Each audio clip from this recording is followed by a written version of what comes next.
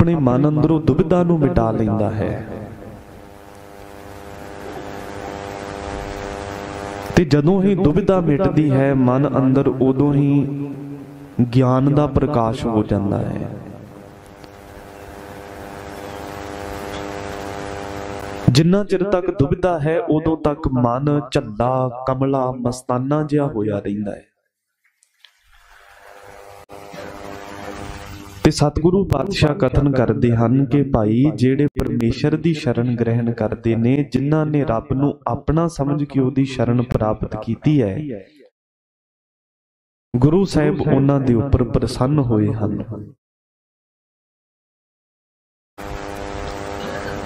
गुरबाणी दा वचन है, जिस नर की दुविधा ना जाए, धर्म राय तिस देस जाए। जिस व्यक्ति दे अंदरों दुविधा नहीं खत्म हुंदी, हजूर कहंदे वो धर्मराज की सजा तो बच नहीं सकता, क्योंकि दुविधा विच बैराग ना होवई, जब लग दूजी राई। दुचित्तेपण दे विच वैरागी नहीं होया जा सकता, ते वैराग तो बगैर ज्ञान नहीं हुंदा, ज्ञान तो बगैर आत्मिक प्रकाश नहीं हो सकता। इस करके सतगुरु महाराज कहते, भाई परमेश्वर नूं अपना समझ के ओदी शरण ग्रहण करन वाले गुरसिखां दे उपर ही गुरु साहिब किरपालू हुंदे हन, सदा वास्ते प्रसन्नता धारण करते हन। सतगुर कै उपदेसिया बिन से सर्ब जंजाल। सतगुरु साहिब जी दे सच्चे उपदेश द्वारा मनुख दे सारे बंधन ही नाश हो जाते हैं। जंजाल माने बंधन, हंगता ममता दे मोह माया दे जंजाल। फिर इसे प्रकार फोके कर्म कांडां दे जंजाल, वो सारे दे सारे ही खत्म हो जाते हैं जदों गुरु दा सच्चा उपदेश सिख भावना दे नाल सरवण करदा है। वैसे गुरु दा उपदेश सिख दे बंधन कट्टण वास्ते ही हुंदा है। जिस गुरु तो उपदेश लैके बंधन ना कट्टे जाण, वो गुरु पखंडी हुंदा है। वो गुरु दंभी हुंदा है, जेड़ा अपने सिख दे बंधनां नूं कट ना सके। गुरबाणी दा वचन है, सतगुर सिख के बंधन काटै, गुर का सिख बेकार ते हटै। सतगुर सिख को नाम धन दे, गुर का सिख वडभागी है। सतगुर सिख का हलत पलत सवारै, नानक सतगुर सिख को जी नाल समारै। गरीब नवाज पातशाह बख्शिश करते हैं कि गुरु अपने सिख दे बंधनां नूं कटदा है, बिन से सर्ब जंजाल।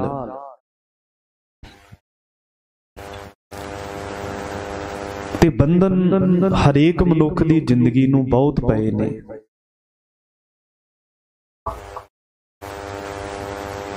बंधन मानो कि एक जाल है, जिस जाल दे विच फस के जीव आत्मिक उडारियां नहीं ला सकता।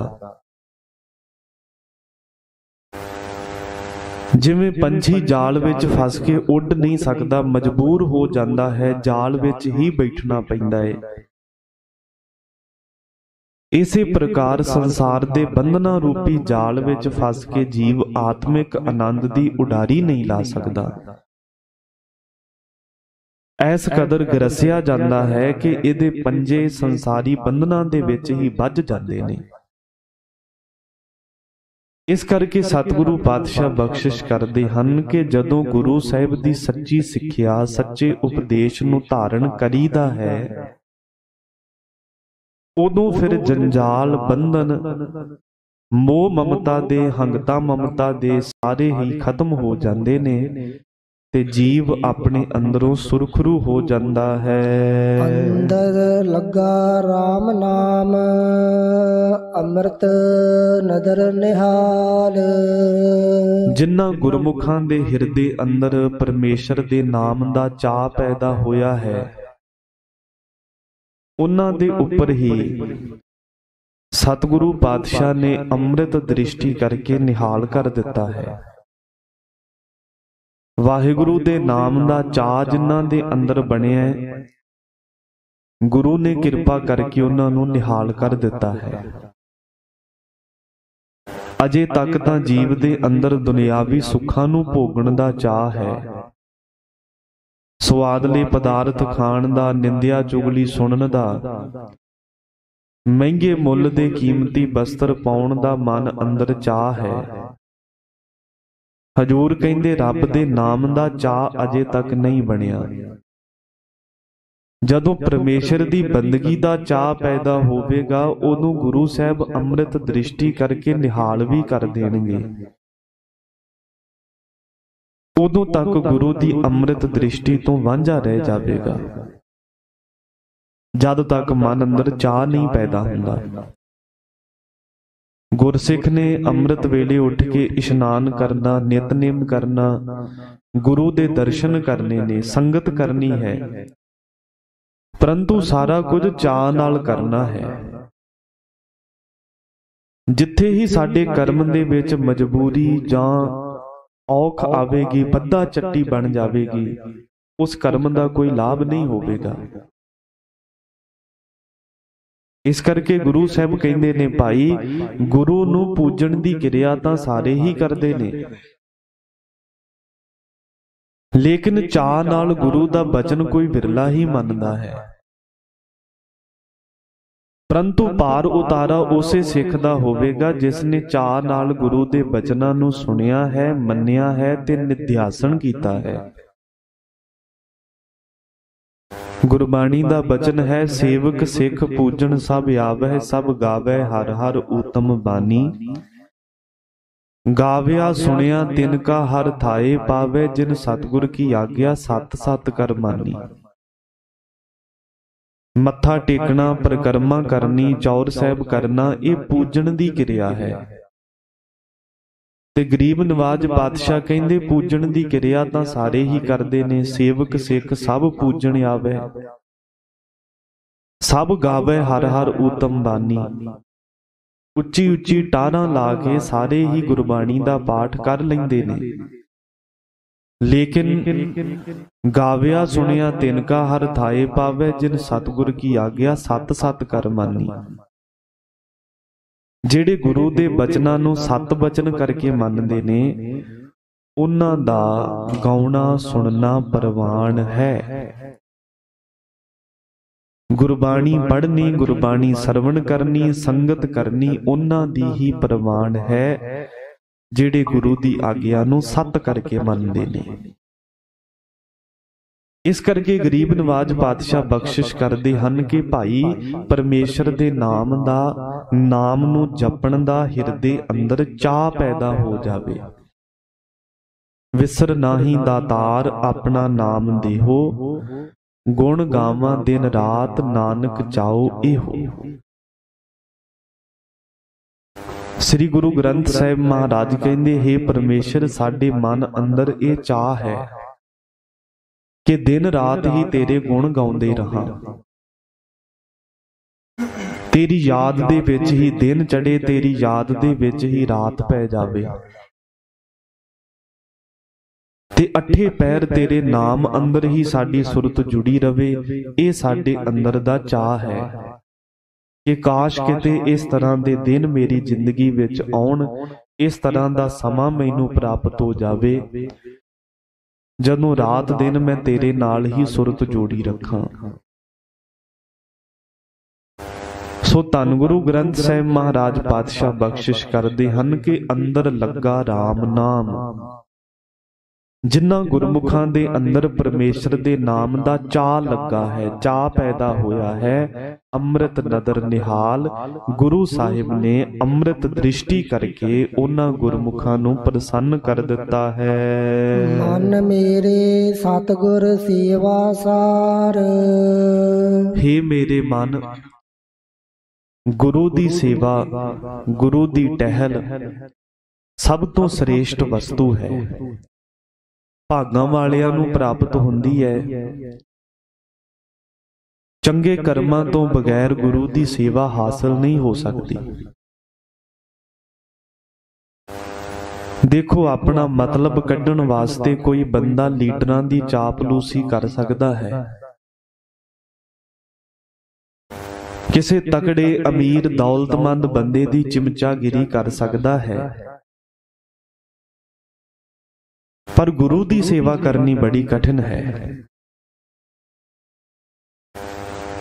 ਪਰੰਤੂ ਮਹਾਰਾਜ ਕਹਿੰਦੇ ਨੇ ਸਭ ਤੋਂ ਸ੍ਰੇਸ਼ਟ ਵਸਤੂ, ਸਭ ਤੋਂ ਸ੍ਰੇਸ਼ਟ ਕੰਮ ਗੁਰੂ ਦੀ ਸੇਵਾ ਕਰਨੀ ਹੀ ਹੈ। ਕਿਉਂਕਿ ਅਸਲ ਵਿੱਚ ਦੇਖਿਆ ਜਾਵੇ ਤੇ ਮਨੁੱਖਾ ਜਨਮ ਹੀ ਸੇਵਾ ਟਹਿਲ ਕਰਨ ਵਾਸਤੇ ਮਿਲਿਆ ਹੈ।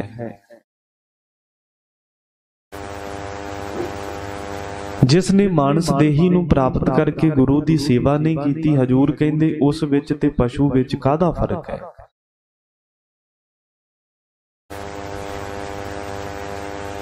ਗੁਰੂ ਦੀ ਸੇਵਾ ਇਸ ਕਰਕੇ ਸਭ ਤੋਂ ਉੱਤਮ ਹੈ। ਜਿਨ੍ਹਾਂ ਨੇ ਸੇਵਾ ਕੀਤੀ, ਸਤਿਗੁਰੂ ਪਾਤਸ਼ਾਹ ਨੇ ਉਹਨਾਂ ਨੂੰ ਭਾਗ ਲਾਏ ਨੇ।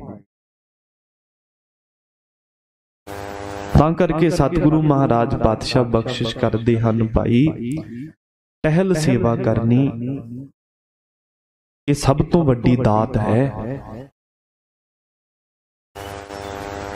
ਗਰੀਬ ਨਵਾਜ ਦਾ ਬਚਨ ਹੈ ਕਿ ਪਰਮੇਸ਼ਰ ਦੇ ਕੋਲੋਂ ਹਮੇਸ਼ਾ ਦੋ ਦਾਤਾਂ ਮੰਗਿਆ ਕਰ।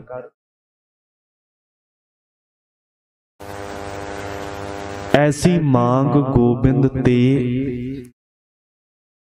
ਟਹਿਲ ਸੰਤਨ ਕੀ ਸੰਗ ਸਾਧੂ ਕਾ, ਹਰ ਨਾਮਾ ਜਪ ਪਰਮ ਗਤੇ। ਵਾਹਿਗੁਰੂ ਦੇ ਕੋਲੋਂ ਇਹ ਮੰਗ ਮੰਗਿਆ ਕਰ, ਐਸੀ ਮਾਂਗ ਗੋਬਿੰਦ ਤੇ, ਟਹਿਲ ਸੰਤਨ ਕੀ, ਸਾਧੂ ਸੰਤਾਂ ਦੀ ਟਹਿਲ ਸੇਵਾ, ਗੁਰੂ ਸਾਹਿਬ ਦੀ ਟਹਿਲ ਸੇਵਾ ਤੇ ਸੰਗ ਸਾਧੂ ਕਾ, ਸਾਧੂਆਂ ਦੀ ਸੰਗਤ। ਸਾਧੂ ਦੀ ਸੰਗਤ ਵੀ ਪਾਰ ਉਤਾਰਾ ਕਰ ਦਿੰਦੀ ਹੈ। ਸੰਤ ਸਹਾਈ ਪ੍ਰੇਮ ਕੇ ਹਉ ਤਿਨ ਕੈ ਲਾਗਾ ਪਾਏ। ਸੰਤ ਜਨਾਂ ਦੀ ਸੰਗਤ ਦੇ ਵਿੱਚੋਂ ਬਹੁਤ ਕੀਮਤੀ ਗੁਣ ਲੱਭਦੇ ਨੇ, ਜਿਹੜੇ ਗੁਣ ਮਨੁੱਖੀ ਜੀਵਨ ਦਾ ਸ਼ਿੰਗਾਰ ਬਣਦੇ ਨੇ। ਤਾਂ ਕਰਕੇ ਸਤਿਗੁਰੂ ਮਹਾਰਾਜ ਕਹਿੰਦੇ ਗੁਰੂ ਦੀ ਸੇਵਾ ਤੇ ਸਾਧੂ ਸੰਤਾਂ ਦੀ ਸੰਗਤ, ਹਰ ਨਾਮਾ ਜਪ ਪਰਮ ਗਤੇ। ਫਿਰ ਪਰਮੇਸ਼ਰ ਦੇ ਨਾਮ ਨੂੰ ਜਪਣਾ, ਇਨ੍ਹਾਂ ਹੀ ਗੁਣਾਂ ਦੇ ਨਾਲ ਪਰਮ ਗਤੀ, ਕੇਵਲ ਮੁਕਤੀ ਦੀ ਪ੍ਰਾਪਤੀ ਹੋਵੇਗੀ। ਇਸ ਕਰਕੇ ਸਤਿਗੁਰੂ ਪਾਤਸ਼ਾਹ ਕਹਿੰਦੇ ਨੇ, ਮੇਰੇ ਮਨ ਸਤਿਗੁਰ ਸੇਵਾ ਸਾਰ। ਜਗਤ ਦੇ ਵਿੱਚ ਸਾਰੇ ਕੰਮਾਂ ਕਾਰਾਂ ਵਿਹਾਰਾਂ ਨੂੰ ਡਿੱਠਾ ਹੈ, ਲੇਕਿਨ ਇਸੇ ਨਤੀਜੇ ਤੇ ਪਹੁੰਚੇ ਹਾਂ ਕਿ ਗੁਰੂ ਦੀ ਸੇਵਾ ਕਰਨੀ ਹੀ ਸਭ ਤੋਂ ਸ੍ਰੇਸ਼ਟ ਵਸਤੂ ਹੈ, ਬਾਕੀ ਸਭ ਕੁਝ ਨਾਸਵੰਤ ਹੈ।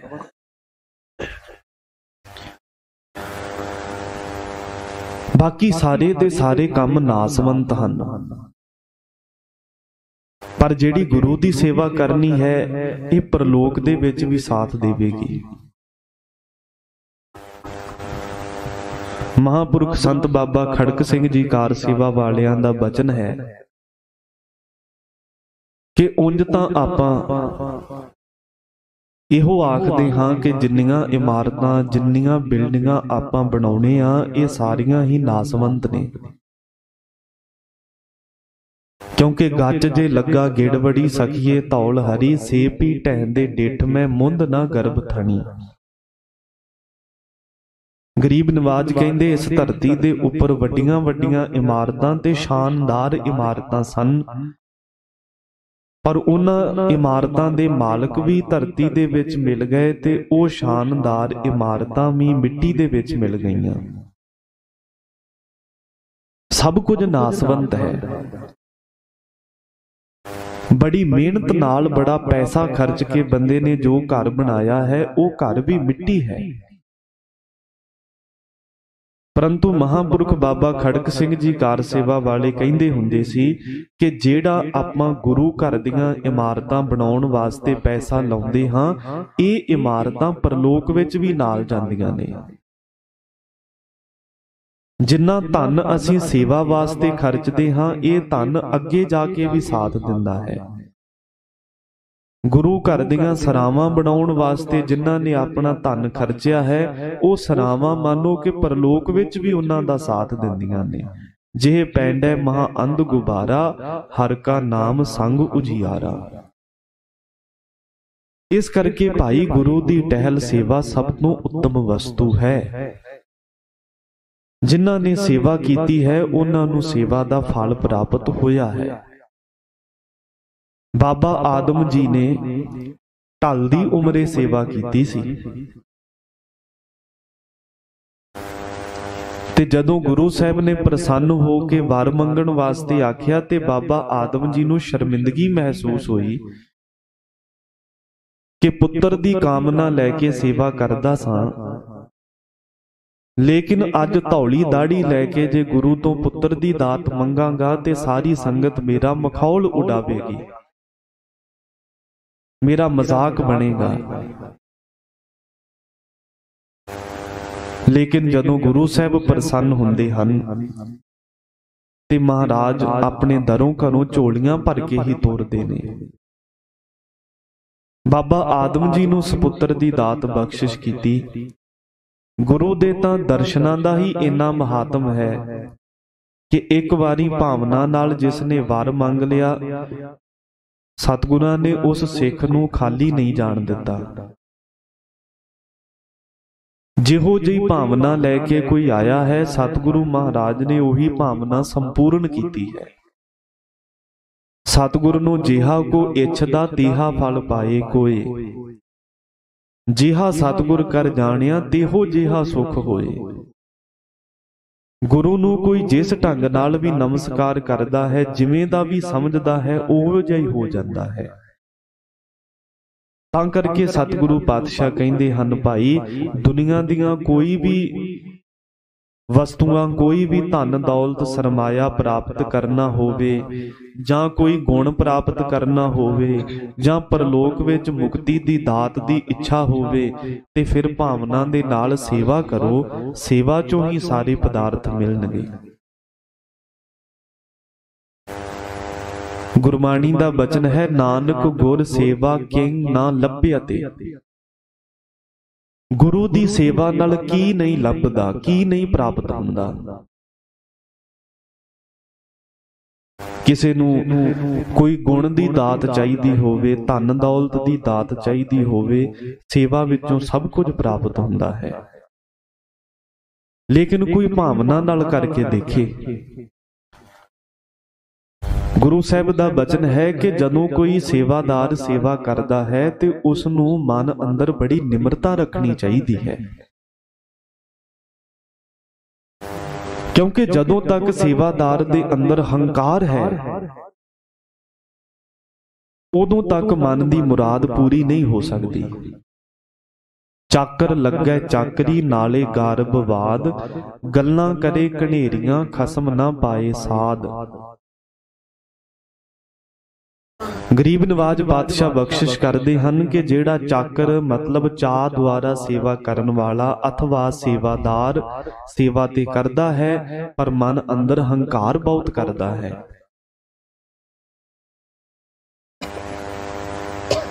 गल्लां करे कनेरियां खसम ना पाए साध। अपनी सेवा दा प्रगटावा करन वास्ते गल्लां बहुतियां करदा है ते सेवा घट करदा है, क्योंकि कई बारी सेवा बहुत थोड़ी कीती जाती है पर मंग बहुत वड्डी रख दी जाती है। देनी धेली ते मंगनी हवेली, ਦੇਣਾ ਗੰਢਾ ਤੇ ਮੰਗਣਾ ਸੰਡਾ। ਕਈ ਵਾਰੀ ਇਸ ਤਰ੍ਹਾਂ ਦੀ ਸੇਵਾ ਵੀ ਕੀਤੀ ਜਾਂਦੀ ਹੈ, ਸੇਵਾ ਥੋੜੀ ਮੰਗਣ ਬਹੁਤਾ। ਲੇਕਿਨ ਜਿਹੜਾ ਸੇਵਾ ਕਰਕੇ ਮਨ ਅੰਦਰ ਕੋਈ ਇੱਛਾ ਨਹੀਂ ਰੱਖਦਾ, ਉਹਦੀਆਂ ਝੋਲੀਆਂ ਸਤਿਗੁਰੂ ਪਾਤਸ਼ਾਹ ਭਰ ਦਿੰਦੇ ਨੇ। ਕਹਿੰਦੇ ਨੇ ਇੱਕ ਵਾਰੀ ਕੋਈ ਬੀਬੀ ਕਥਾ ਵਾਰਤਾ ਦੇ ਵਿੱਚ ਸੁਣ ਕੇ ਆਈ ਕਿ ਜੇ ਸੇਵਾ ਕਰੀਏ, ਦਾਨ ਕਰੀਏ ਤੇ ਫਿਰ ਵਿਮਾਨ ਲੈਣ ਵਾਸਤੇ ਆਉਂਦੇ ਨੇ, ਪਰਲੋਕ ਦੇ ਵਿੱਚ ਜਾਣ ਵਾਸਤੇ ਫਿਰ ਜਹਾਜ਼ ਦੇ ਉੱਪਰ ਚੜਾਇਆ ਜਾਂਦਾ ਹੈ ਤੇ ਜਹਾਜ਼ ਦੀ ਸਵਾਰੀ ਕਰਕੇ ਬੜੀ ਮੌਜ ਦੇ ਨਾਲ ਜੀਵ ਸੱਚਖੰਡ ਵਿੱਚ ਪਹੁੰਚ ਜਾਂਦਾ ਹੈ, ਜੇ ਦਾਨ ਪੁੰਨ ਕਰੇ, ਸੇਵਾ ਕਰੇ।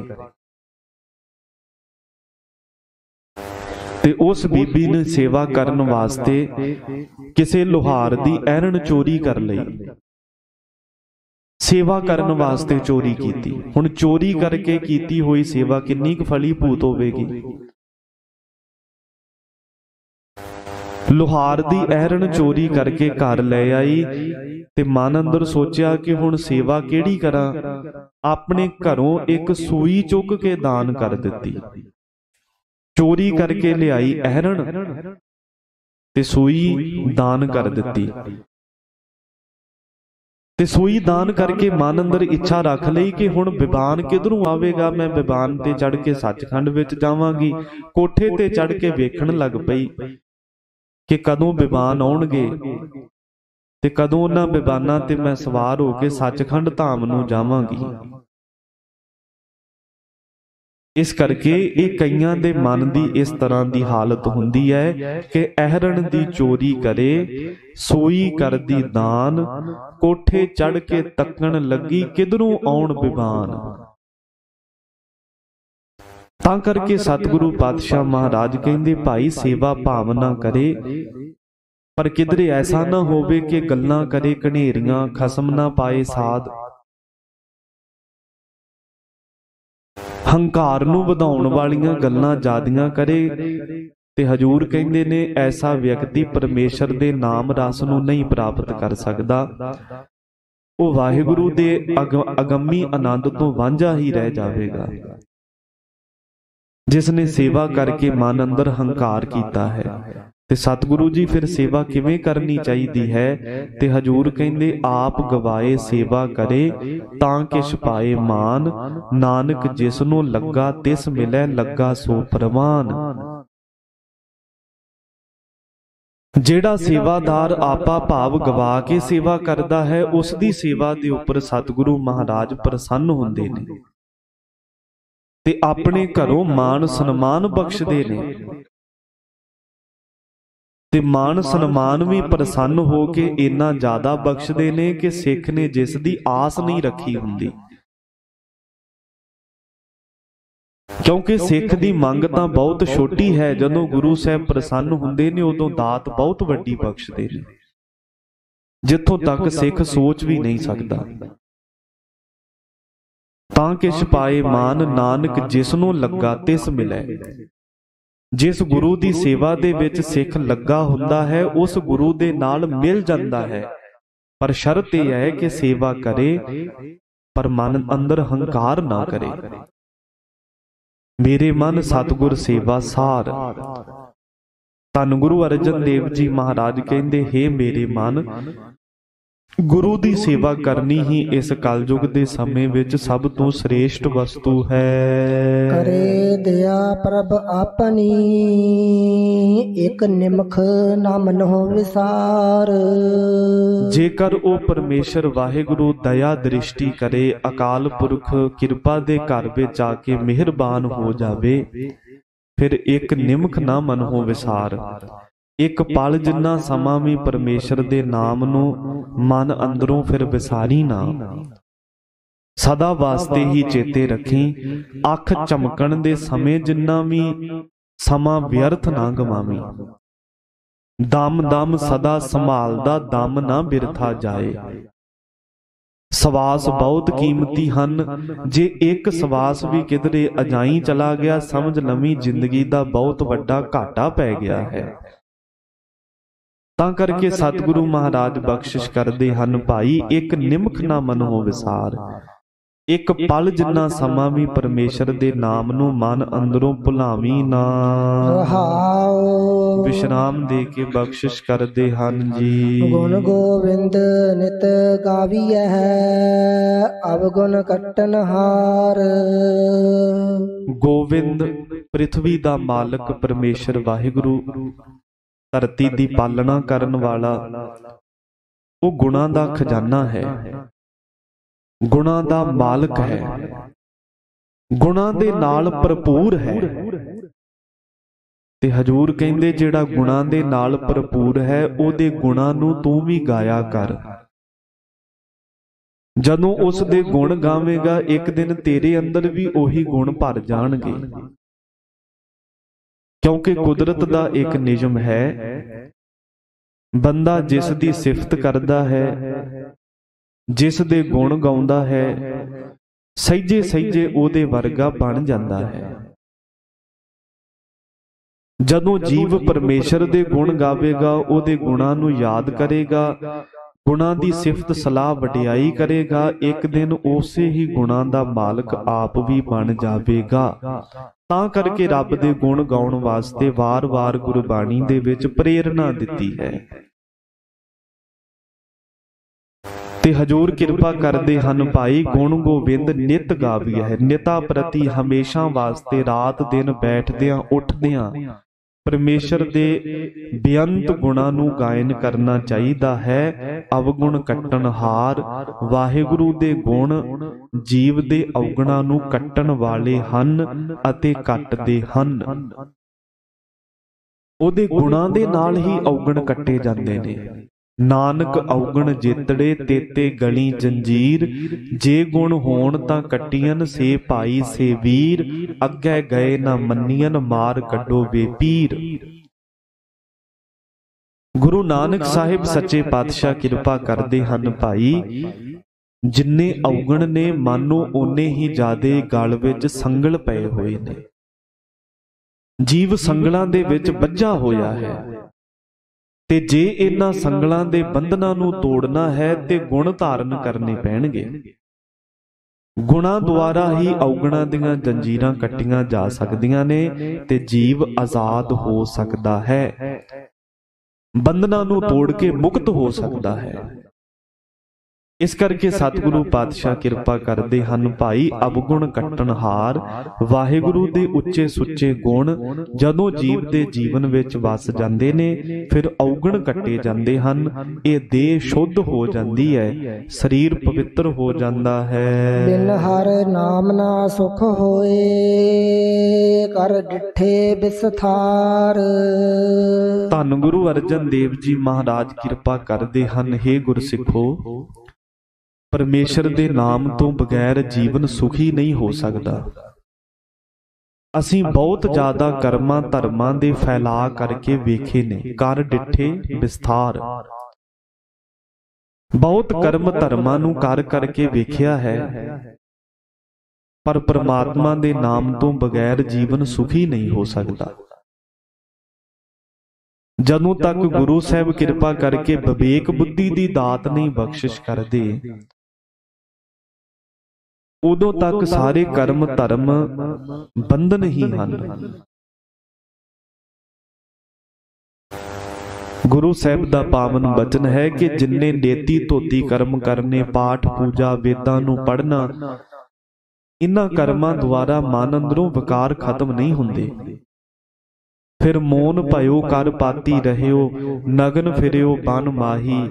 ਤਟ ਤੀਰਥ ਸਭ ਧਰਤੀ ਭ੍ਰਮਿਓ, ਦੁਬਿਧਾ ਛੁਟਕੈ ਨਾਹੀ। ਕਈ ਆਪਣੀ ਜ਼ਬਾਨ ਨੂੰ ਬੰਦ ਕਰਕੇ ਮੌਨ ਧਾਰਨ ਕਰ ਲੈਂਦੇ ਨੇ, ਸਾਰੀ ਸਾਰੀ ਉਮਰ ਦਾ ਮੌਨ ਵਰਤ ਰੱਖ ਲੈਂਦੇ ਨੇ। ਤੇ ਇਸ ਤਰ੍ਹਾਂ ਦੇ ਮਨ ਅੰਦਰ ਸੰਕਲਪ ਲੈਂਦੇ ਕਿ ਕਦੀ ਕਿਸੇ ਭਾਂਡੇ ਦੇ ਵਿੱਚ ਪ੍ਰਸ਼ਾਦਾ ਨਹੀਂ ਛਕਣਾ, ਬਲਕਿ ਬੁੱਕ ਦੇ ਵਿੱਚ ਹੀ ਪ੍ਰਸ਼ਾਦਾ ਛਕਣਾ ਹੈ। ਉਹ ਬੁੱਕ 'ਚੋਂ ਪ੍ਰਸ਼ਾਦਾ ਛਕਣ ਵਾਲਿਆਂ ਨੂੰ ਕਰ ਪਾਤਰੀ ਮਹਾਂਪੁਰਖ ਆਖਿਆ ਜਾਂਦਾ ਹੈ। ਕਰ ਪਾਤਰੀ, ਜਿਨ੍ਹਾਂ ਨੇ ਹੱਥਾਂ ਨੂੰ ਹੀ ਭਾਂਡੇ ਬਣਾਇਆ ਹੈ। ਤੇ ਸਤਿਗੁਰੂ ਮਹਾਰਾਜ ਕਹਿੰਦੇ, ਮੋਨ ਭਇਓ ਕਰਪਾਤੀ ਰਹਿਓ, ਨਗਨ ਫਿਰਿਓ ਬਨ ਮਾਹੀ। ਬਸਤਰ ਉਤਾਰ ਕੇ ਨੰਗਾ ਹੋ ਕੇ ਜੰਗਲਾਂ ਦੇ ਵਿੱਚ ਭਰਮਦਾ ਰਹੇ।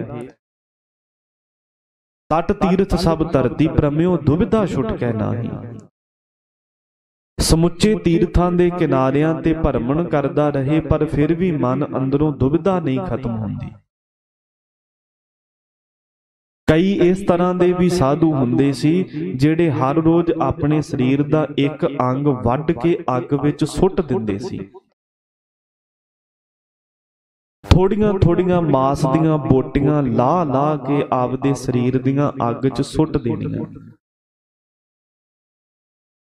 ਤੇ ਜਦੋਂ ਧੰਨ ਗੁਰੂ ਅਰਜਨ ਦੇਵ ਮਹਾਰਾਜ ਜੀ ਨੇ ਇਸ ਤਰ੍ਹਾਂ ਦੇ ਵਿਅਕਤੀ ਵੇਖੇ ਤੇ ਹਜੂਰ ਕਹਿੰਦੇ, ਨਿਮਖ ਨਿਮਖ ਕਰ ਸਰੀਰ ਕਟਾਵੇ, ਤਉ ਪੀ ਹਉਮੈ ਮੈਲ ਨਾ ਜਾਵੇ।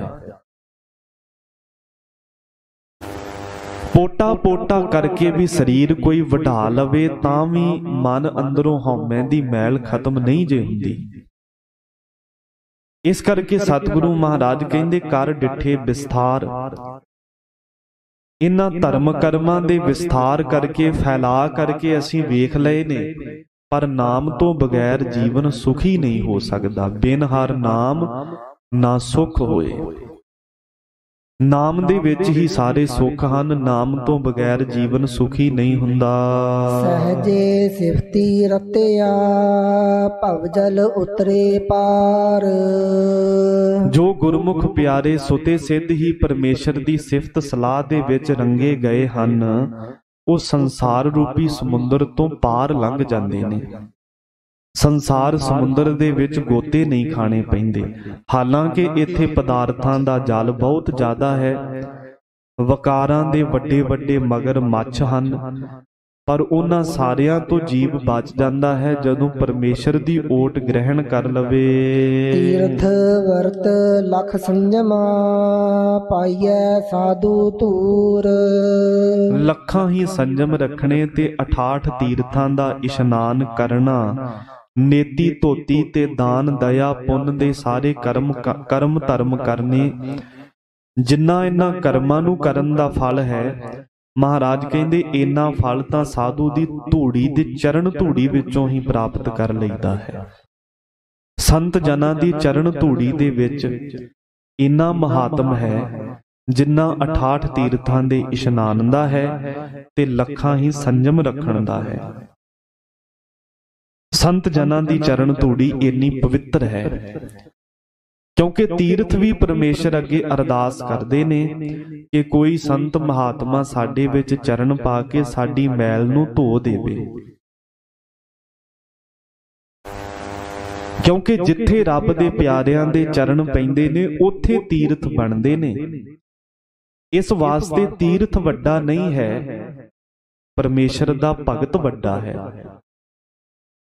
ਭਗਤ ਕਬੀਰ ਜੀ ਨੇ ਸਵਾਲੀਆ ਚਿੰਨ੍ਹ ਲਾ ਕੇ ਇਹ ਬਹੁਤ ਵੱਡਾ ਸ਼ੰਕਾ ਦੂਰ ਕਰ ਦਿੱਤਾ ਹੈ ਕਿ ਭਾਈ ਤੀਰਥ ਵੱਡਾ ਕਿ ਹਰਿ ਕਾ ਦਾਸ। ਪਰ ਪਰਮੇਸ਼ਰ ਦਾ ਸੇਵਕ ਹੀ ਵੱਡਾ ਹੈ, ਭਗਤ ਹੀ ਵੱਡਾ ਹੈ, ਕਿਉਂਕਿ ਭਗਤ ਜਿੱਥੇ ਚਰਨ ਪਾਉਂਦੇ ਨੇ ਉੱਥੇ ਤੀਰਥ ਬਣ ਜਾਂਦੇ ਨੇ। ਤੇ ਤੀਰਥਾਂ ਦੇ ਵਿੱਚ ਆਪਣੇ ਚਰਨ ਪਾ ਕੇ ਤੀਰਥਾਂ ਦੀ ਵੀ ਮੈਲ ਨੂੰ ਦੂਰ ਕਰ ਦਿੰਦੇ ਹਨ। ਤਾਂ ਕਰਕੇ ਸਾਧੂ ਦੀ ਚਰਨ ਧੂੜੀ ਬਹੁਤ ਮਹਾਨ ਹੈ।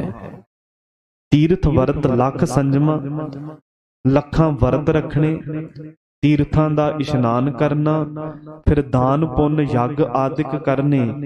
ਇਹਨਾਂ ਸਾਰਿਆਂ ਦਾ ਜੋ ਫਲ ਹੈ ਉਹਨਾਂ ਜ਼ਿਆਦਾ ਫਲ ਸਾਧੂ ਦੀ ਚਰਨ ਧੂੜੀ ਦਾ ਹੈ। ਲੋਕ ਕਮਾਵੇ ਕਿਸ ਤੇ, ਜਾ ਵੇਖੈ ਸਦਾ ਹਦੂਰ। ਮਨੁੱਖ ਦਾ ਸੁਭਾਅ ਹੈ ਪੁੰਨ ਕਰਦਾ ਹੈ ਸ਼ਰੇਆਮ, ਪਰ ਪਾਪ ਕਰਦਾ ਹੈ ਪਰਦੇ ਦੇ ਵਿੱਚ।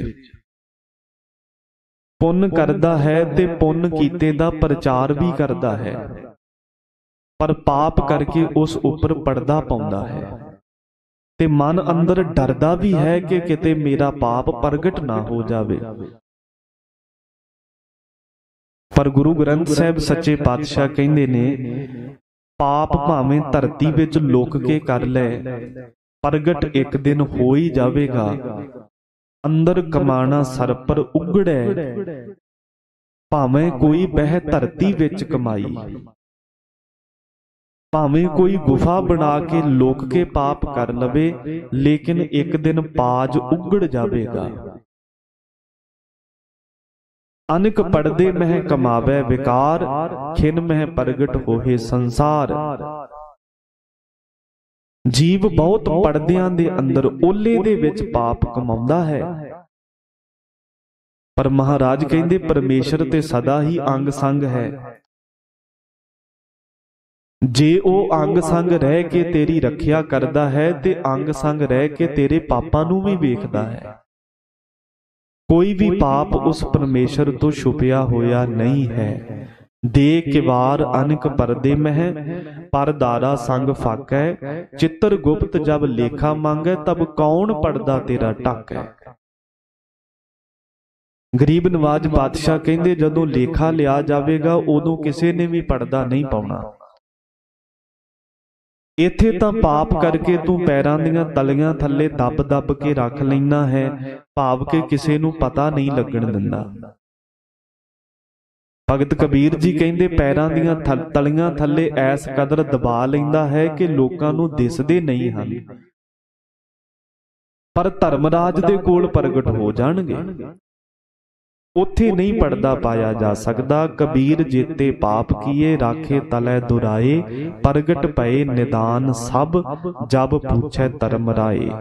ਨਿਦਾਨ ਮਤਲਬ ਅੰਤ ਨੂੰ, ਓੜਕ ਨੂੰ, ਸਾਰੇ ਹੀ ਪ੍ਰਗਟ ਹੋ ਜਾਣਗੇ ਜਦੋਂ ਧਰਮ ਰਾਜਾ ਤੇਰੇ ਤੋਂ ਲੇਖਾ ਲਵੇਗਾ।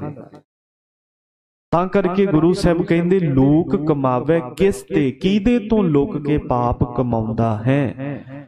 ਜਾਂ ਵੇਖੈ ਸਦਾ ਹਦੂਰ, ਜਦੋਂ ਪਰਮੇਸ਼ਰ ਸਦਾ ਹੀ ਅੰਗ ਸੰਗ ਰਹਿ ਕੇ ਤੇਰੇ ਨਾਲ ਰਹਿ ਕੇ ਤੇਰੇ ਪਾਪਾਂ ਨੂੰ ਵੇਖਦਾ ਹੈ, ਫਿਰ ਤੂੰ ਪਾਪ ਕਿਸ ਤੋਂ ਲੋਕ ਕੇ ਕਮਾਉਂਦਾ ਹੈ। ਭਾਈ ਸਾਹਿਬ ਭਾਈ ਵੀਰ ਸਿੰਘ ਨੇ ਲਿਖਿਆ ਕਿ ਸਾਡੇ ਦਿਲ ਦੇ ਨਾਲ ਇੱਕ ਕੰਧ ਹੈ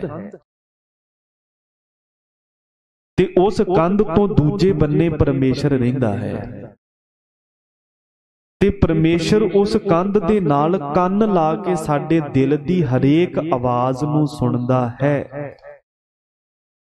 ਬੜੀ ਮੱਧਮ ਜਿਹੀ ਬਰੀਕ ਜਿਹੀ ਆਵਾਜ਼ ਵੀ ਸਾਡੇ ਦਿਲ ਅੰਦਰੋਂ ਕੋਈ ਵੀ ਆਉਂਦੀ ਹੈ ਤੇ ਰੱਬ ਕੰਨ ਲਾ ਕੇ ਸੁਣਦਾ ਹੈ। ਕਿਉਂਕਿ ਜਿਵੇਂ ਕੰਧ ਨਾਲ ਕੰਨ ਲਾ ਕੇ ਸਹਿਜੇ ਸਹਿਜੇ ਕੀਤੀਆਂ ਗੱਲਾਂ ਵੀ ਸੁਣ ਜਾਂਦੀਆਂ ਨੇ, ਇਸੇ ਤਰ੍ਹਾਂ ਭਾਈ ਜੋ ਮਨ ਅੰਦਰ ਥੋੜੇ ਬਹੁਤ ਵੀ ਵਿਕਾਰਾਂ ਦੇ ਫੁਰਨੇ ਫੁਰਦੇ ਨੇ, ਪਰਮੇਸ਼ਰ ਦਿਲ ਦੀ ਕੰਧ ਨਾਲ ਕੰਨ ਲਾ ਕੇ ਉਹਨਾਂ ਸਾਰਿਆਂ ਨੂੰ ਸੁਣ ਲੈਂਦਾ ਹੈ। ਜਾਂ ਸਭ ਕੋ ਰਹਿ ਹਦੂਰ, ਜਾਂ ਵੇਖੈ ਸਦਾ ਹਦੂਰ। ਗਰੀਬ ਨਵਾਜ ਕਹਿੰਦੇ ਉਹ ਅੰਗ ਸੰਗ ਰਹਿ ਕੇ ਸਾਰਿਆਂ ਜੀਵਾਂ ਵੱਲ ਵੇਖਦਾ ਹੈ। ਥਾਨ ਥਨੰਤਰ ਰਵ ਰਹਿਆ, ਪ੍ਰਭ ਮੇਰਾ ਭਰਪੂਰ।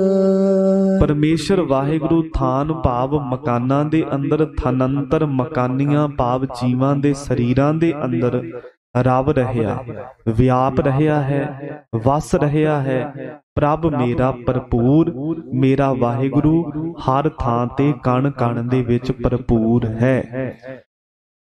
ਕੋਈ ਵੀ ਜ਼ਰਾ ਉਹਦੀ ਜੋਤ ਤੋਂ ਬਗੈਰ ਨਹੀਂ ਹੈ। ਇੱਕ ਜ਼ਰੇ ਤੋਂ ਲੈ ਕੇ ਸੁਮੇਰ ਪਰਬਤ ਤੱਕ ਕਣ ਕਣ ਦੇ ਅੰਦਰ ਉਹਦਾ ਵਾਸ ਹੈ। ਤੂੰ ਭਰਪੂਰ ਜਾਣਿਆ ਮੈਂ ਦੂਰ, ਜੋ ਕਿਛ ਕਰੀ ਸੋ ਤੇਰੇ ਹਦੂਰ। ਤੂੰ ਦੇਖੈ ਹਉ ਮੁਕਰ ਪਾਓ, ਤੇਰੇ ਕੰਮ ਨਾ ਤੇਰੇ ਨਾਏ।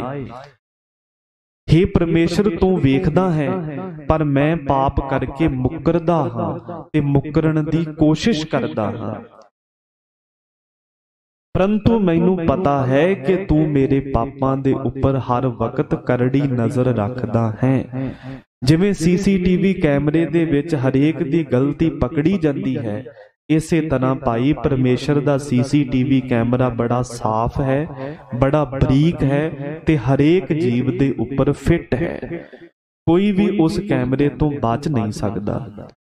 ਤਾਂ ਕਰਕੇ ਸਤਿਗੁਰੂ ਪਾਤਸ਼ਾਹ ਕਿਰਪਾ ਕਰਦੇ ਹਨ ਕਿ ਪ੍ਰਭ ਮੇਰਾ ਭਰਪੂਰ, ਮੇਰਾ ਵਾਹਿਗੁਰੂ ਜ਼ਰੇ ਜ਼ਰੇ ਦੇ ਵਿੱਚ ਨਿਵਾਸ ਕਰਨ ਵਾਲਾ, ਕਣ ਕਣ ਦੇ ਵਿੱਚ ਭਰਪੂਰ ਹੈ। ਸੱਚ ਪਾਤਸ਼ਾਹੀ ਅਮਰ ਸੱਚ, ਸੱਚੇ ਸੱਚਾ ਥਾਨ।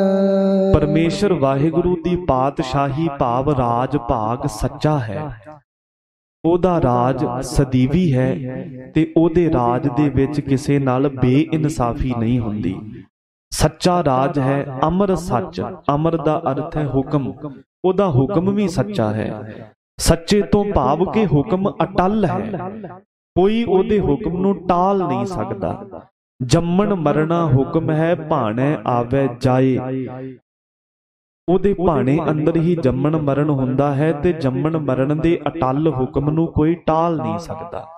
ਤਾਂ ਕਰਕੇ ਮਹਾਰਾਜ ਕਹਿੰਦੇ ਅੰਮ੍ਰਿਤ ਸੱਚ, ਉਹਦਾ ਹੁਕਮ ਅਟੱਲ ਹੈ ਤੇ ਸੱਚੇ ਸੱਚਾ ਥਾਨ।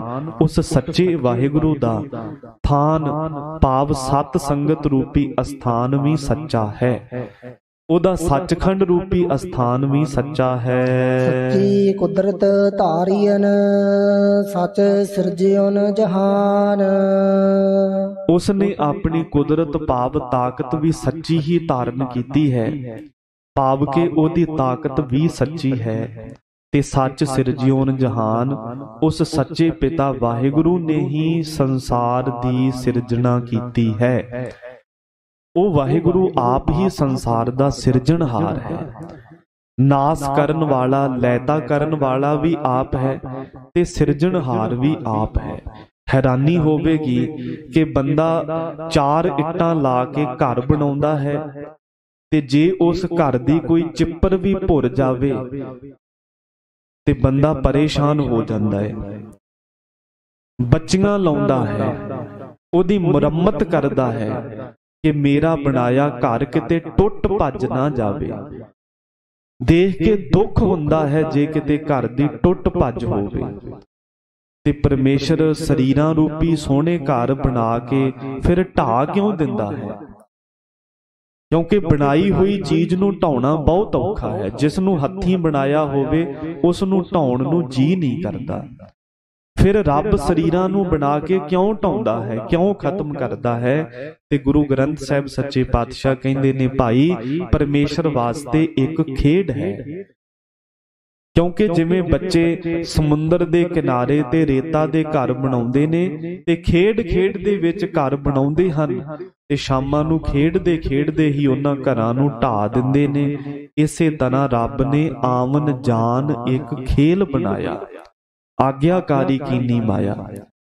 ਉਸ ਨੇ ਦੁਨੀਆ ਤੇ ਆਉਣਾ ਜਾਣਾ ਇੱਕ ਖੇਡ ਬਣਾਈ ਹੈ ਤੇ ਇਸ ਖੇਡ ਨੂੰ ਖੇਡਣ ਵਾਲਾ ਖਿਡਾਰੀ ਹੈ ਪਰਮੇਸ਼ਰ ਆਪ।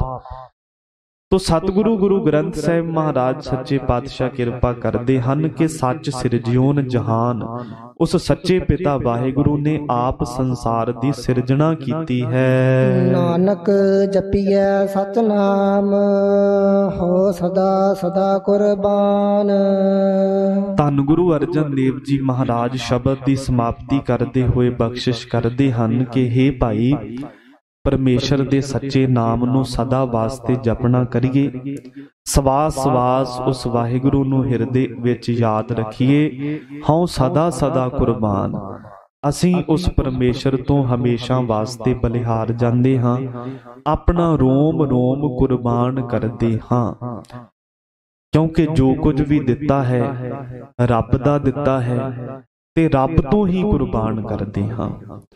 ਦੁਨੀਆ ਵਾਸਤੇ ਜਾਂ ਦੁਨਿਆਵੀ ਧਨ ਕਮਾਉਣ ਵਾਸਤੇ, ਦੁਨਿਆਵੀ ਸੁੱਖ ਮਾਣਨ ਵਾਸਤੇ ਇਹ ਸਰੀਰ ਨਹੀਂ ਮਿਲਿਆ।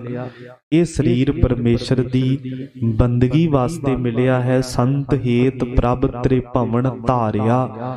ਇਹ ਸੰਸਾਰ ਰੱਬ ਨੇ ਸੰਤ ਜਨਾਂ ਵਾਸਤੇ ਬਣਾਇਆ ਹੈ, ਬੰਦਗੀ ਕਰਨ ਵਾਸਤੇ ਬਣਾਇਆ ਹੈ। ਇਸ ਕਰਕੇ ਮਹਾਰਾਜ ਕਹਿੰਦੇ ਹਾਂ ਸਦਾ ਸਦਾ ਕੁਰਬਾਨ। ਅਸੀਂ ਹਮੇਸ਼ਾ ਵਾਸਤੇ ਹੀ ਪਰਮੇਸ਼ਰ ਤੋਂ ਬਲਿਹਾਰ ਜਾਂਦੇ ਹਾਂ, ਰੋਮ ਰੋਮ ਵਾਰਦੇ ਹਾਂ। वारने बलिहारने लख बरिया, नामो हो नाम साहिब को प्राण अधरिया। वार वार परमेश्वर दे चरनां तो अपना सब कुछ कुर्बान करदे हां। सतगुरु श्री गुरु ग्रंथ साहिब महाराज जी ने इथों तक पावन उपदेश की बख्शिश की है। गुरु साहिब जी किरपा करन, गुरबाणी विचार साडे हिरदियां विच वस जावे, जिस करके लोक परलोक सफल हो जावे जी।